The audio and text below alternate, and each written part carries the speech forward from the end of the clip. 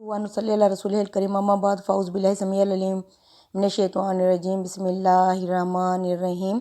मुअज़्ज़ज़ अज़ीज़ सामीन सामियात अस्सलामु अलैकुम वरहमतुल्लाहि वबरकातुहू। अल्हम्दुलिल्लाह आज हम सूरह हूद शुरू करेंगे। सूरह हूद सूरह यूनुस की जोड़ा सूरत है। कुरान करीम में सूरतें जोड़ों की शक्ल में आई हैं। 108 सूरतें जोड़ों की शक्ल में हैं जिनके 54 जोड़े बनते हैं। बाकी जो 6 सूरतें हैं वो अलग से हैं। जैसे सूरह फातिहा उसका कोई जोड़ा नहीं है।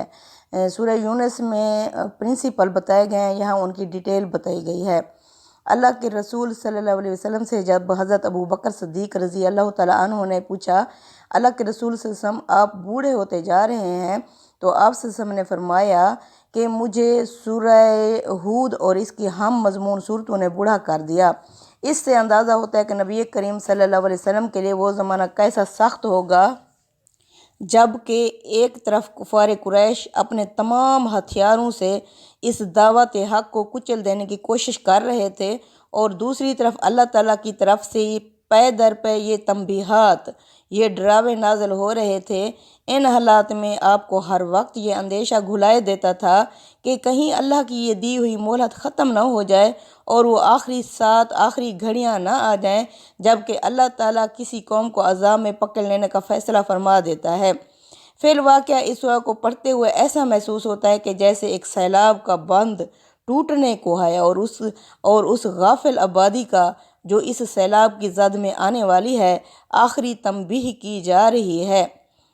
इसमें दावत ये दी जा रही है कि नबी की बात मानो, शिर्क से बाज आ जाओ, सब की बंदगी छोड़कर अल्लाह के बंदे बनो और अपनी दुनियावी ज़िंदगी का सारा निज़ाम आखिरत की जवाबदेही के एहसास पर कायम करो।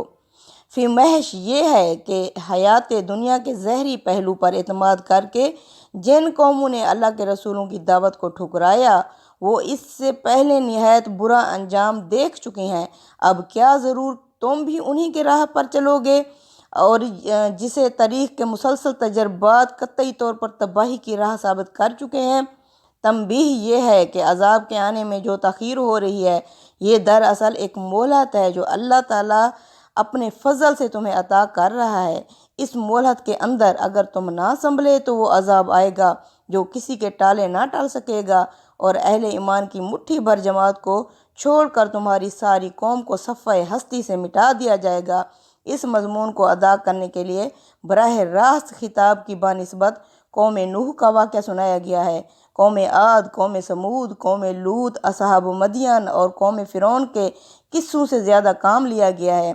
इन किस्सों में ख़ास तौर पर जो बात नुमाया की गई है वो ये है, खुदा जब फैसला चुकाने पर आता है तो फिर बिल्कुल बेलाग तरीके से चुकाता है। इसमें किसी के साथ ज़रा बराबर भी रियायत नहीं होती। उस वक्त ये नहीं देखा जाता कि कौन किसका बेटा है और किसका अजीज़ है। रहमत सिर्फ इसके हिस्से में आती है जो राह रास्त पर आ गया हो, वरना खुदा की गज़ब से ना किसी पैगंबर का बेटा बचता है ना किसी पैगंबर की बीवी।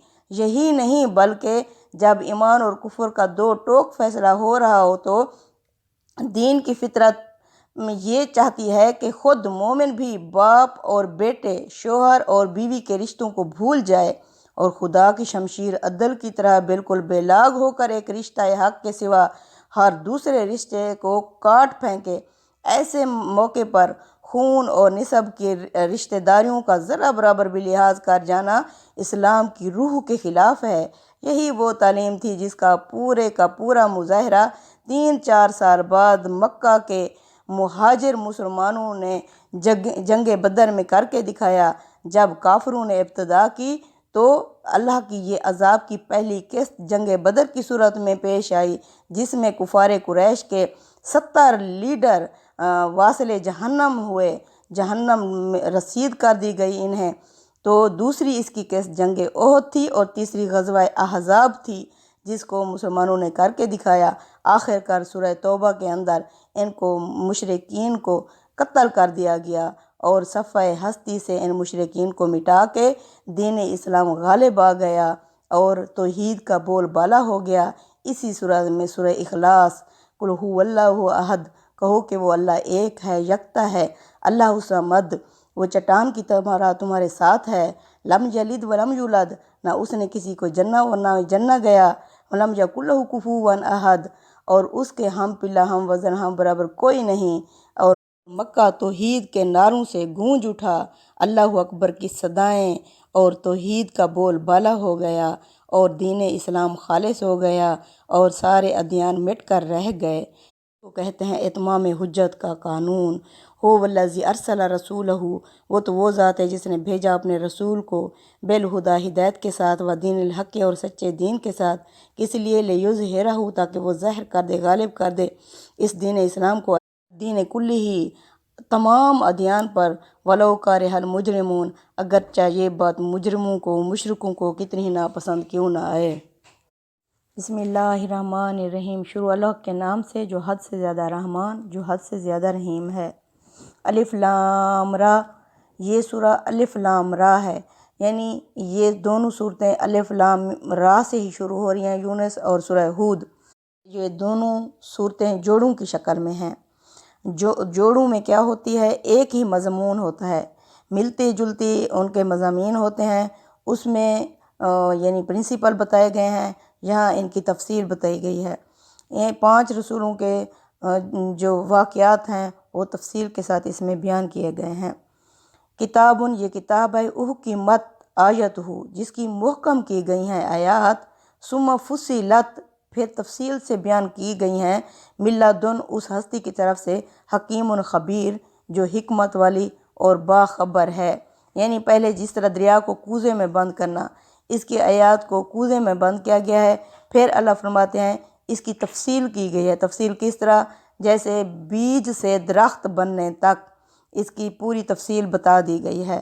اس میں کیا ہے؟ اللہ تعبدوا الا اللہ، کہ اللہ کے سوا تم کسی کی بھی بندگی نہ کرو۔ سورہ یونس کا اختتام اسی پر ہوا تھا کہ شرک کو چھوڑ دو۔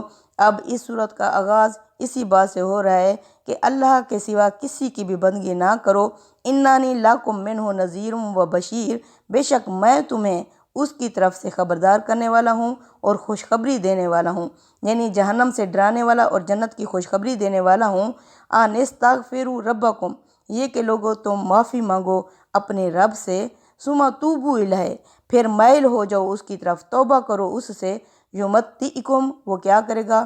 تمہیں فائدہ دے گا، متاعا حسنا، بہترین، الی اجل مسمی، ایک مقررہ مدت تک، ویؤتی کل ذی فضل، اور وہ دے گا ہر ذی فضل کو، فضلہ، اپنا فضل، یعنی وہ تمہیں اس کے ساتھ فائدے بھی دے گا، تمہاری زندگی بھی آسان کر دے گا، اور ساتھ پرماننٹ زندگی جنت بھی دے دے گا، اور ہر ذی فضل کو اپنا فضل بھی عطا کرے گا۔ وَإِن تَوَلَّوْا، اور اگر تم منہ پھرو گے، فَإِنِّي أَخَافُ، بے شک مجھے خوف ہے، علیکم تمہارے بارے میں، عذاب کا، یوم کبیر، اس بڑے دن کے عذاب کا۔ یعنی یہ ابھی چھوٹا عذاب تو آتا ہے دنیا میں، بڑا عذاب کیا ہے؟ وہ ہے مستقل جہنم کی شکل میں۔ میں تمہیں اس بڑے دن کے عذاب سے ڈراتا ہوں۔ الی اللہ مرجعکم، تم سب کو لوٹ کر اسی کی طرف ہی جانا ہے، یعنی یہاں 1000 سال جو گزیر لوگے، لیکن جانا کہاں ہے؟ اللہ ہی کی طرف۔ وہو علی کل شیء قدیر، اور یہ کہ وہ ہر چیز پر قدرت رکھتا ہے۔ الا، خبردار ہو جاؤ، انہم یثنون صدورہم، یہ اپنے سینوں کو موڑتے ہیں، کس لیے؟ لیستخفوا منہ، تاکہ وہ اس سے چھپ جائیں، یعنی محمد صلی اللہ علیہ وسلم سے۔ جب آپ صلی اللہ علیہ وسلم انہیں توحید کی دعوت دیتے، حق کی بات بتاتے، تو یہ کیا کرتے؟ اپنے سینوں کو موڑتے تھے اور پھر وہاں سے کھسک جاتے تھے۔ الا، خبردار ہو جو، ہینا یستغشون ثیابہم، جس وقت یہ اپنے آپ کو ڈھانپتے ہیں کپڑوں میں چھپانے کے لیے، یعلم ما یسرون، وہ جانتا ہے جو یہ چھپاتے ہیں، وما یعلنون، جو یہ اعلان یعنی ظاہر کرتے ہیں، انہ علیم بذات الصدور، بے شک وہ تو سینوں کے بھید جانتا ہے۔ وما من دابۃ فی الارض، اور کوئی بھی جاندار ایسا نہیں ہے زمین میں، الا علی اللہ رزقھا، مگر اس کا رزق کس کے ذمہ ہے؟ اللہ کے ذمہ ہے۔ ویعلم مستقرھا ومستودعھا، وہ جانتا ہے انسان کا دنیا میں رہنا، ومستودعھا، اور سپرد خاک کی جگہ کو بھی وہ جانتا ہے۔ یعنی اگر رزق کے پیچھے بھاگ رہے ہو کہ رزق کہاں سے آئے گا، اللہ فرماتے ہیں یہ جان لو، جو جاندار بھی اللہ نے پیدا کیا ہے تو اس کا رزق کہاں سے آ رہا ہے، اس کی ضرورت کون پوری کر رہا ہے، اس کی ضرورت اللہ ہی پوری کر رہا ہے۔ اللہ نے جس کو جان دیا ہے تو رزق بھی اسے اللہ ہی فراہم کرنے والا ہے، اور وہ تمہارا دنیا میں رہنا، یہ نہ سمجھو اللہ غافل ہے، وہ تمہارا دنیا میں رہنا یہاں تک کہ تمہارے سپرد خاک ہونے کی جگہ کو بھی وہ جانتا ہے۔ کلن فی کتاب مبین، یہ سب کچھ کھلم کھلا اس کے علم میں موجود ہے، اللہ کے پاس، یعنی اس کا واضح علم ہے۔ وَهُوَ الَّذِي، وہ تو وہ ذات ہے، خالق السماوات والارض، جس نے پیدا کیا آسمانوں کو اور زمینوں کو، فی ستۃ ایام، 6 دنوں میں، وَكَانَ عَرْشُهُ عَلَى الْمَاءِ، اور اس کا عرش پانی پر تھا، لِيَبْلُوَكُمْ، یہ کام اس نے کس لیے کیا؟ تاکہ وہ تمہیں آزمائے، ایُّکم احسن عملا، کہ تم میں سے کون ہے جو اچھے اعمال کر کے آتا ہے۔ اب اللہ تعالیٰ نے یعنی زمین کی ابتدا کی، پہلے اس کا ابتدا کون سے کی، پھر یہ ہوتے ہوتے 6 ادوار میں اللہ تعالیٰ نے اس کو بنایا۔ 6 ادوار یعنی اللہ کے 6 جو دن ہیں، وہ ہمارا 1000 سال ختم ہوتا ہے تو اللہ کا ایک دن ختم ہوتا ہے۔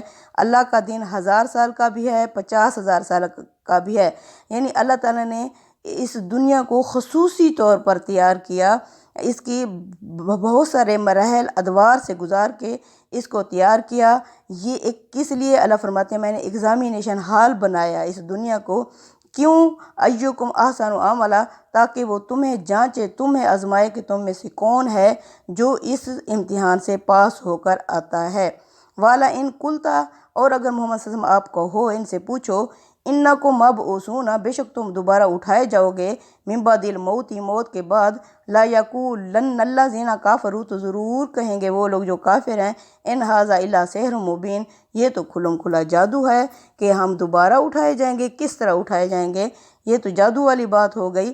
والا ان اخرنا، اور اگر ہم ہٹا دیں، عنہم، ان سے، مول عذاب، عذاب، الی امتن، ایک مدت تک، معدوداتن، ایک مقررہ مدت تک، لا یقولن، تو یہ ضرور کہتے ہیں، ما یحبسہ، کس چیز نے انہیں یعنی روک دیا، یعنی اللہ کے رسول صلی اللہ علیہ وسلم جب انہیں عذاب سے ڈراتے تھے تو یہ کہتے تھے لے آؤ عذاب، تو جب وہ عذاب، اب اللہ فرما رہے ہیں وہ عذاب رکا رہتا ہے، تو یہ پھر کہتے ہیں کہ کس چیز نے تمہیں مجبور کیا، کیوں روک گئے ہو، کیوں نہیں وہ تمہارا جو جہاز لنگر انداز کھڑا ہوا تھا وہ کیوں نہیں یعنی چل رہا؟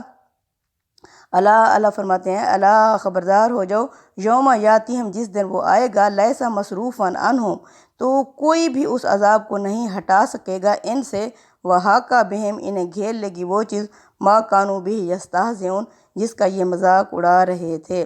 اللہ فرماتے ہیں اللہ کا جو عرش تھا پہلے پانی پر تھا، پانی پر کس طرح؟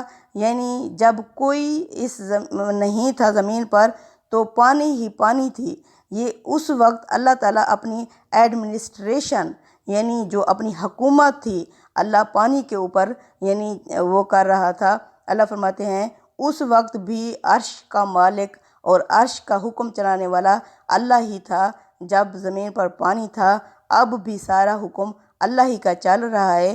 یہ اللہ تعالیٰ نے اپنی مثال اس طرح دی ہے جس طرح بادشاہ تختوں پر بیٹھ کر اپنی رعایا کے کام سلجھاتے ہیں، سنوارتے ہیں، ان کی جو ہوتی ہے وہ بات وہ سنتے ہیں، شکوے شکایت، پھر ان کے حل کرنے کی وہ کرتے ہیں۔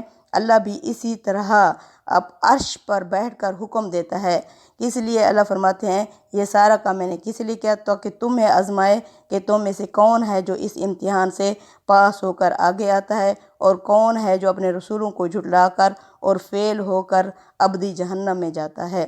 صدق اللہ العظیم۔ تقبل منا انک انت السمیع العلیم وتب علینا انک انت التواب الرحیم۔